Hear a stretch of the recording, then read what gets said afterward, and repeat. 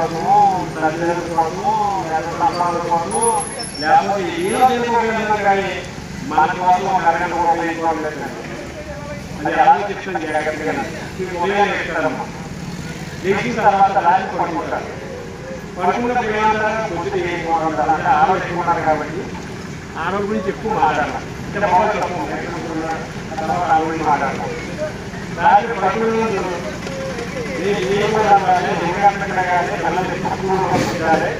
అనే తాపత్రయంలో మనం ఏం చేస్తామన్నా పడుకుంటే ఒక ఫ్యాన్ తీసుకొని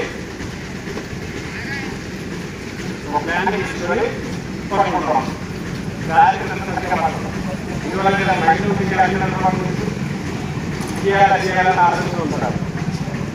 ఆ ఆలోచనలో బాబు చాలా లేకపోతారు.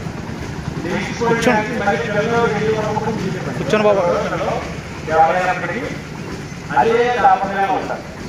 కొన్ని గాలి అయిపోయిందా తర్వాత వస్తారు. తర్వాత ఏం చేస్తారమ్మా అంటే బాబు మంచి పరికరాల్లో ఒక 10 మంది 100 మంది సీఎం బాగా పనిచేస్తున్నాయి. మిగతా కాలం అంతా సీరియల్ ఉపయోగిస్తాం. మధ్యాహ్నం ఒక అరగంటతో పడుకుంటారు. లేకపోతే పక్కింటి అవుతూ ఇంకా పెడతారు. పక్కింటి అవుతూ పోగొడతారు. అక్కడ జరిగింది కార్యక్రమం అయ్యే బాబు ఏమి లేదండి మనమే పంపుకుంటా ఉన్న ఆలోచనలో లేకపోతారు. అయిపోయింది సాయంకాలం అయిపోయిందమ్మా. మళ్ళీ మామూలుగా మళ్ళీ పిల్లలు వచ్చేస్తున్నారు. మళ్ళీ అయిపోయింది. మళ్ళీ పంపుకుంటారు. మళ్ళీ లేస్తారు. ఇదే మనకి మన కోసం మనం చేసుకునేది ఏమి ఉంటుంది కదమ్మా. ఒక్కసారి గమనించండి. ఎందువల్లంటే పూర్వం పుట్టుకున్న మానవజనం వచ్చిందమ్మా. మానవజనం ప్రారంభంగా చిన్న లక్ష్మి గారు పూర్వం జన్మించిన తర్వాత మానవజనం వస్తుంది. ఈ మానవ జన్మకి బుద్ధి విచక్షణ రెండు ఉంటాయమ్మా. అంటే మంచి విచక్షణ ఉంటుందమ్మా. ఇది చేయొచ్చు ఇది చేయకూడదనే విచక్షణ ఉంటుంది. అందువల్ల ఏంటంటే మానవుల పుట్టిన మనం భగవంతుడు దైవాలను చూడాలి తప్ప మరి ఏ కుక్కగానో నక్కగానో జంతువుగానో పుట్టి మన కింద ఎదురాకపోయేట్టుగా ఉండబడుతుంది. కాబట్టి ప్రతి ఒక్కరు కూడా నేను చెప్పేది ఏంటంటే ముందు మన కోసం మనం ఎంత ఉపయోగించుకున్నామో బాగా ఆలోచించాలి. ఒక 10 నిమిషాలు పోలే మీకు అందరికీ ఒక అద్భుతమైన లోపం చెప్తాను. అంటే చిత్ర లక్ష్మీనరసింహ గుడి గారికి ఎంతమంది వచ్చారమ్మా? చాలా మంది వచ్చారు. చాలా మంది వచ్చారు. ఓకే టీం కింద టీం ఏర్పడింది ఇక్కడ. మీరు కూడా ఏర్పడాలి కదా టీం కింద. ఎందుకంటే మన భగవంతుడికి ఇచ్చేది ఏమి చేస్తుందంటే చూడండి మనం భగవంతుడికి ఏమి ఇచ్చేవాళ్ళకి చెప్తాను చూడండి జాగ్రత్తగా. అమ్మాయి శ్రీరామ మనం తీసుకున్నామా చెప్పండి. మన శ్రీరామ అని ఎవరు ఇచ్చారండి? దేవుడు ఇచ్చారు. మన పిల్లలు ఇచ్చారమ్మా. మన ఇల్లు వచ్చారు. మీ కొట్టికి ఒకటే వచ్చారు. మీ తిని వచ్చారు.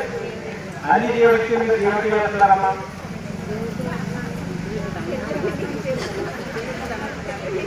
ఒకటిగా తర్వాత ఆయన తిన్నారా బాబు? మన కళ్ళాలని ఆనందపడతాం. ఆయన తీసుకున్నాడు బాబు. ఆలోచించారు ఒకసారి. అన్నీ ఆయన ఇస్తున్నాడు. మన ఎవరికైనా పంపుతాడు. అది అతి ముఖ్యమైనది. మన మనసు మనసునే గొప్ప ఆయన పాదాల దగ్గర పెట్టాలి.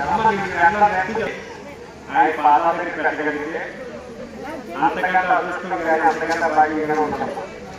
ఇప్పుడు చిత్ర లక్ష్మీనరసింహ మీ చేస్తుంది అదేనమ్మా. అక్కడ వడ్డీ ఉండదు, డబ్బులు ఉండవు, ఏమి తీసుకోము.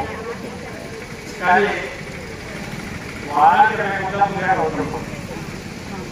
20 గుంటల పులిహార ఇంచుమించు నెలకి 2,50,000 వరకు సేవలు అందరూ పెట్టుకుని లెక్కేసి 2,50,000 వరకు మట్టి అవుతుందమ్మా. అక్కడ ముందు చిన్నగా ఉంటుంది. సేవలను అమ్మవు. ముఖ్యంగా రోగ ఆదాయం ఉండదు, రోగ ఖర్చు ఉండదు. ఏమీ ఉండదు. చాలా తెలుసుకోవాలా ఉంటుంది. నేను అలా చూస్తూ ఉంటాను. సాగరాజీ కూడా చూస్తాం రాజీ. కాబట్టి మన జీవితం కూడా అలా జరగాలంటే మనం ఏం చేయాలంటే పూర్ణంగా భగవంతుడి యొక్క బాధ పాదాలను మనం పట్టుకోవాలి.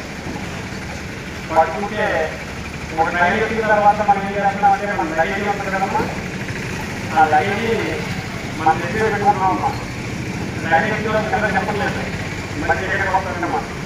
భగవంతుడే వచ్చినప్పుడు అసలు ఎప్పుడు కూడా మీరు ఏం చేయాలంటే మీ యొక్క పూర్ణ కష్టాన్ని ఆయన దగ్గర మన పాదాల దగ్గర పెట్టాలి. మీరు చేయలేదు బయటకు రావాలి.